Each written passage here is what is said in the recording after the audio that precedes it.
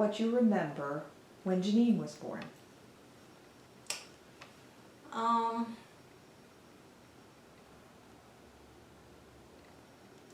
was very excited to have a baby.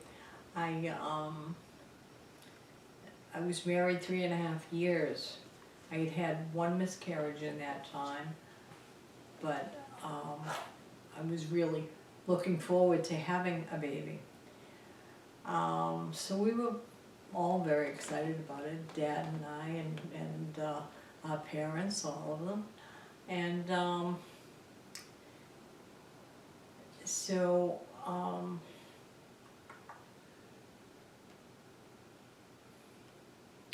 I remember that when I had Janine, Dad took me to the hospital, and then the nurse told him to go home, that it was going to be a while and that there was no sense in him just sitting there and waiting. And so there was none of this coming into the birthing room or any of that, the delivery room. So I was very scared, because I didn't know if I was going to be able to handle this, you know, going through childbirth. And hospitals in general scared me, you know, not knowing what they were going to do. I felt very vulnerable going in there. But a friend of mine was a nurse, and so she was working that night. And she stayed with me for most of it, which was great. They did, in the end, put me to sleep. So in those days, the child wasn't born when you're awake. They put you to sleep in the end of, you know, as labor got too strong, I guess. And then when I woke up, I was in a recovery room, and they told me I'd had a baby girl, which I was very glad of, and brought her to me. I don't remember the first time I saw her.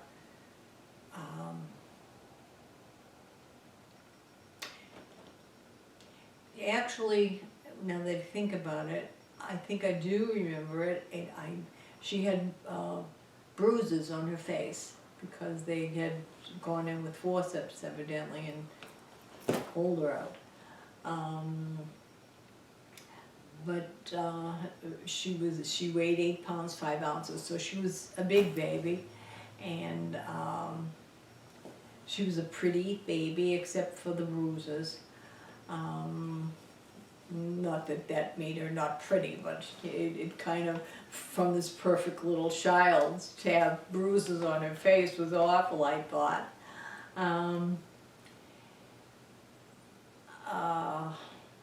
I don't remember people coming to see the baby in the hospital. But I do know that they didn't show the baby to everybody, and I think, like when Dad wanted to see the baby, they would bring the little bassinet in the hospital up close to the window. And in those days, you stayed at the hospital 5 days after you delivered.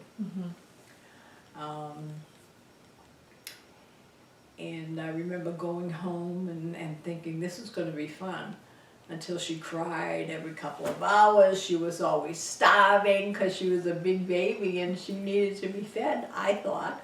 So I fed her and fed her and fed her, and she really shouldn't have been fed so much. She ended up being a fat little baby.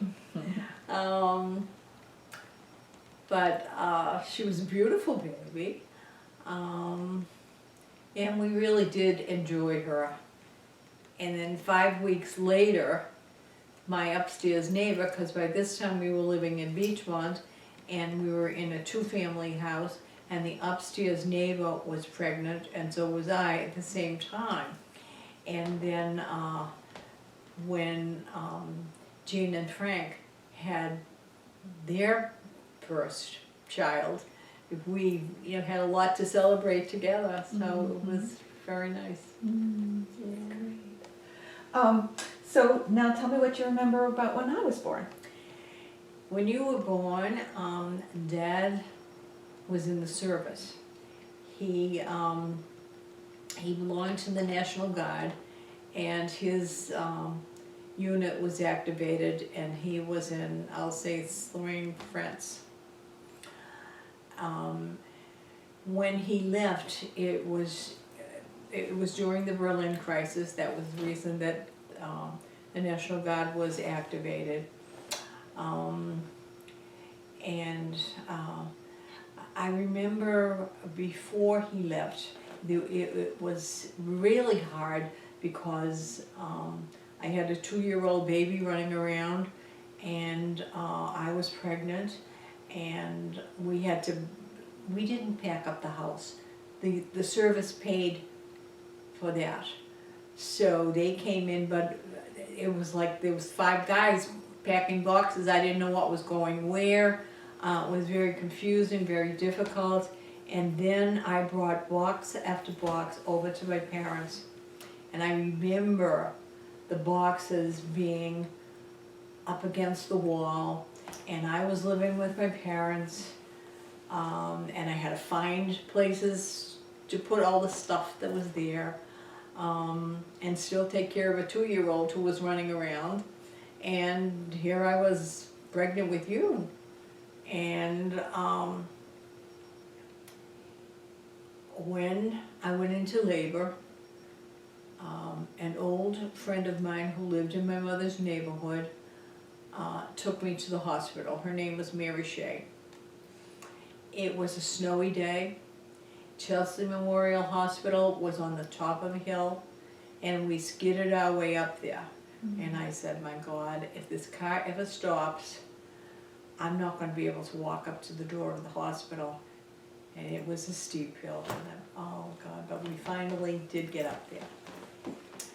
And then she left,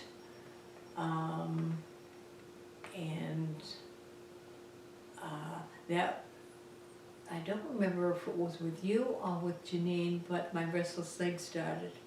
And I was in labor, and all of a sudden my leg would fly up in the air. It was really very strange. And then they did put me to sleep, and then you were born. When you were born, you looked exactly like Janine, except you were smaller. You were slim. You were just very different. You weighed 7'2" or 7'7".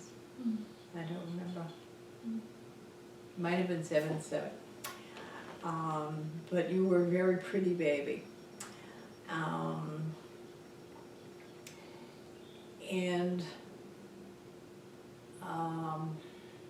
I was in the hospital for the 5 days, and then went back to my parents' house. I think my mother liked you the best. I think that you were my mother's favorite child of mine.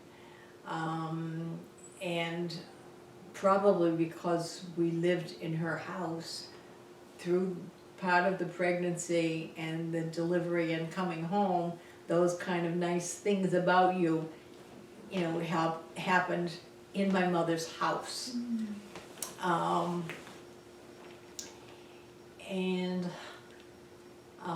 don't remember, I think you slept pretty well. I can't really remember a lot of that.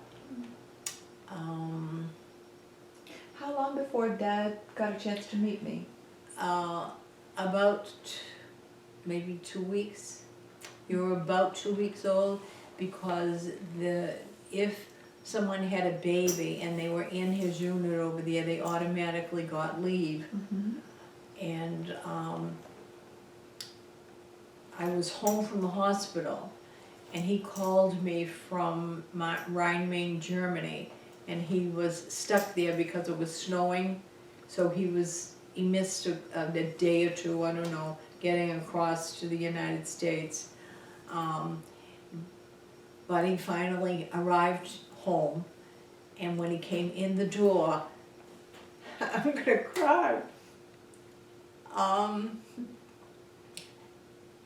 When he came in the door, I had you in my arms, and I walked to the door, and you put your arms out, and it was just amazing. It was like, oh, here's my father. It's like you really knew that it was him, that, you know, this was your father. And that was so special, because then he only stayed home maybe 4 or 5 days, and then he had to go back because it took him so long to get home. And but it wasn't long enough for him to really bond with you, because he came, he spent a lot of time holding you, but it was really hard for him to go back. And then by the time he came home, And how old was I when you came home? let's see, it was less than a year. So you were still an infant. Maybe, and now that I think about this now, I don't know if you would have been able to reach out to him when you were just a tiny infant. Maybe it was when he came home for good that you reached out for him. But it was, if it wasn't when you were born, then it was probably when you were maybe like 8 or 9 months old. And that would seem like a more appropriate time age-wise for you to reach out. But anyway, it was a special occasion. That's wonderful. Tell me about what you remember about when Michelle was born. Well, Michelle was born later. She was born when you were 5 and Janine was 6. So,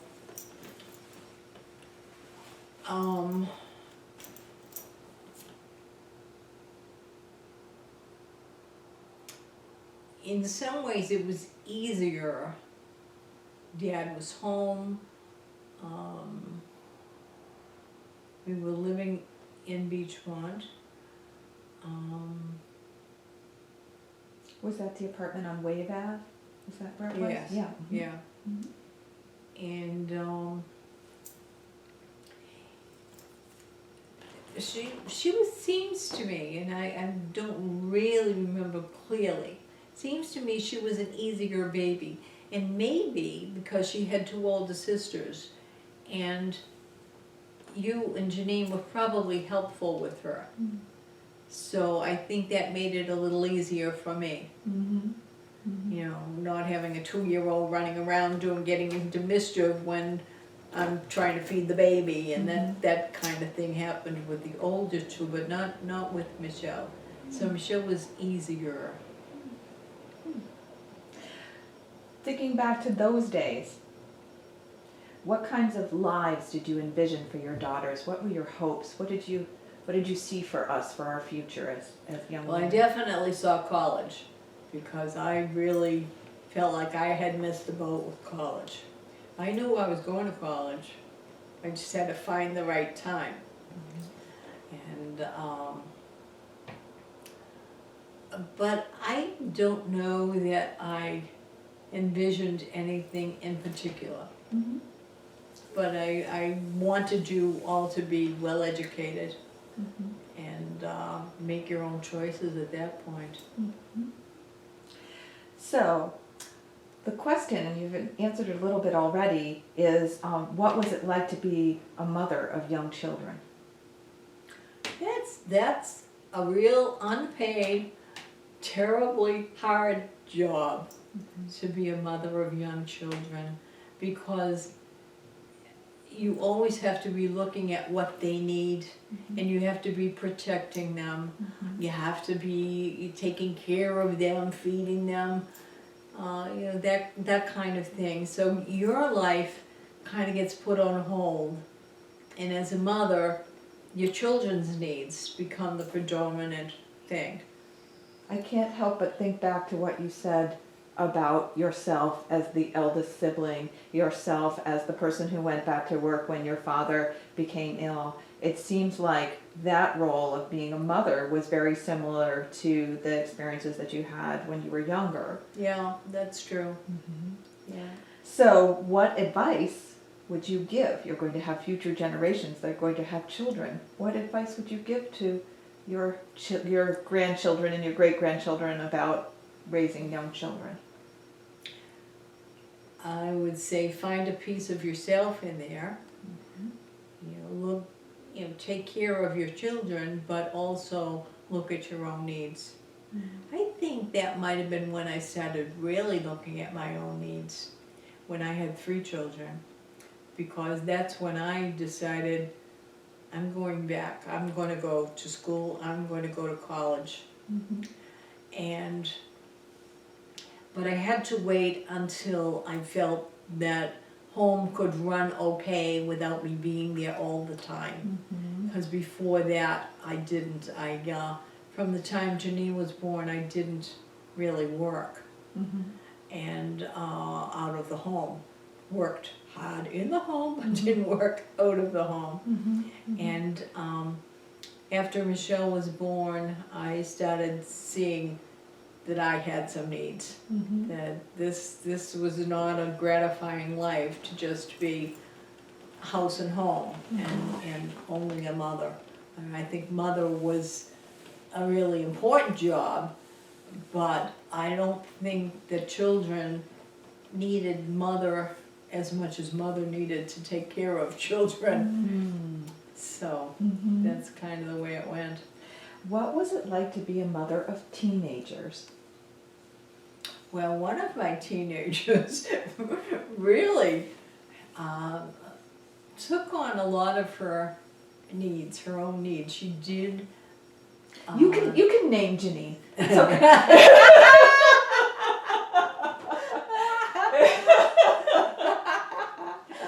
Go ahead. It was me, wasn't it? Yeah. What did I do? No, I think that Janine grew up being the boss. She was a typical older sister, and she felt like she had to make you and Michelle behave yourselves. And she was in charge. When I wasn't around, she was definitely in charge, and she still is today. So it was hard in some ways, and easier for me because she was that way. I could depend on her taking care of business when I wasn't there.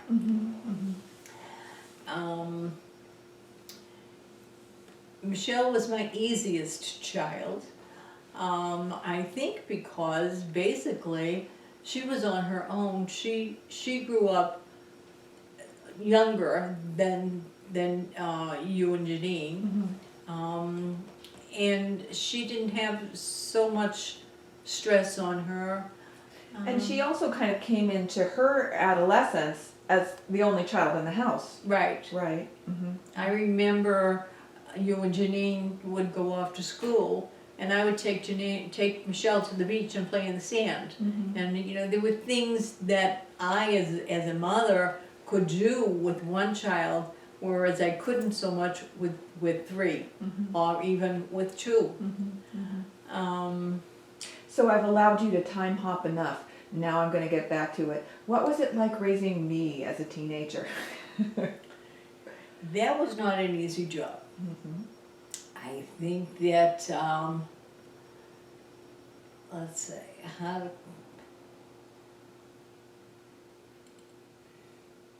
you were rebellious. You're not terribly so. You didn't get yourself into trouble. But I think if I said, don't you do that, and I walked out of the room and you really wanted to do it, you would do it. Janine was more like me, being the oldest child. She had to do it right. And I had the same kind of feeling when I was growing up. I had to do it right. and I'm certainly, I would say rebellious, but not to the extent that you really were a problem, ever. So I'm thinking about what you said about how Janine reminded you of yourself, and then you had two younger siblings growing up. Were they I agree. rebellious? Well, I mean, two Oh, sisters. growing up, okay. Sisters. Because, well, Uncle Arthur was there, but he was much younger. But they were, you know, especially Auntie Mary Ellen, she was very close to you in age, and I'm just wondering if, you know, thinking about the three girls, and was there a similarity between, so if Janine reminded you of yourself, did I remind you of either Mary Ellen or Ruthie? Ruthie, Yeah, Ruthie. Mm-hmm. yeah, you So. did. Because I think the same kind of thing happens. I think maybe when you've got an older sister, you really feel like, why does she leave me alone? I don't want to do that. All those kind of things come up for a second sibling, and I think that in comparing you with Ruthie, you were not anywhere near as bad as Ruthie. Ruthie was a problem. She you know, just did a lot of things that my mother didn't want her to do.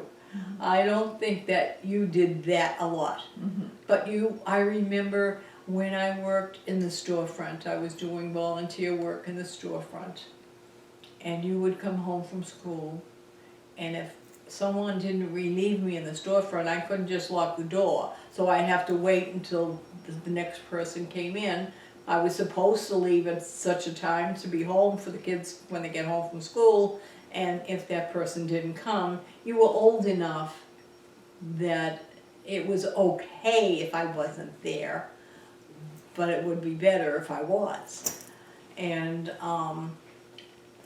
you would come home from school, I wasn't there, you would call your father in work and say, I don't know where she is, but she's not here. And Dad called me at the storefront and said, you get yourself home, what are you doing? You're not supposed to be at home, you're not supposed to be there. And I used to get so mad at you for doing things like that. So it sounds like each of us had a very different adolescence. Yeah. And so the question that I asked you before, I'm going to ask you again, which is, for your grandchildren and your great-grandchildren, what advice would you give them about raising teenagers? I think everybody's on their own with that one. Let's see. Okay. What was it like when each of us left home? So we'll start with Janine. What was it like when Janine left home for you?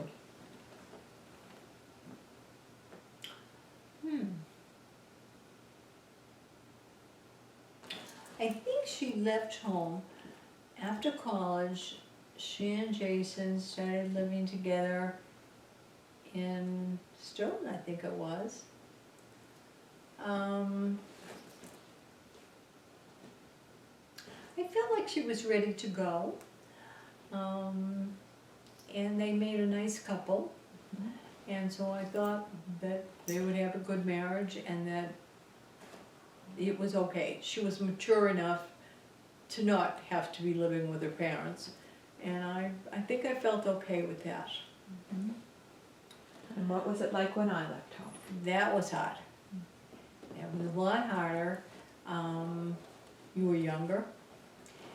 And I don't think you had gone to college yet. No, you left to go to the University of Northern Colorado with Barry. Mm-hmm. You got married, and on your honeymoon, you were heading across country to go to Colorado.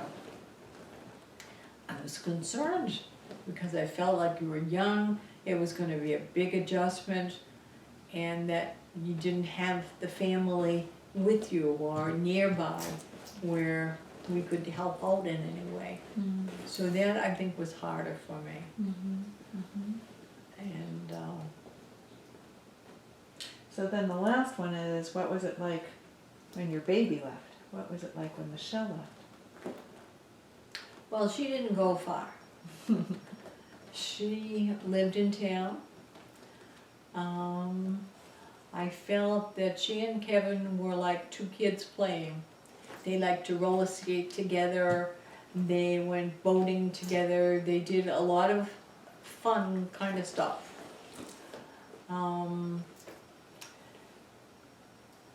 I think that was because they were both youngest children, and they were playing in a lot of ways. I don't remember feeling like I had an empty nest. I think what happens is in life, when you have children, your focus is mainly on your children, but it's split between your children and your husband. And then when your children leave home, your whole focus goes on your husband. And you have to feel that your children are still in your life and they're part of things, but like you were in Colorado, I couldn't drop in and have a cup of tea. You know, you were far.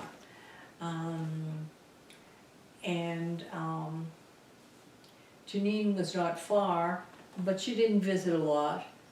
In fact, even Michelle and Kevin, they didn't visit a lot. But they were closer in proximity, so it just seemed easier. So I think it was an adjustment, certainly, but not as bad as it could have been.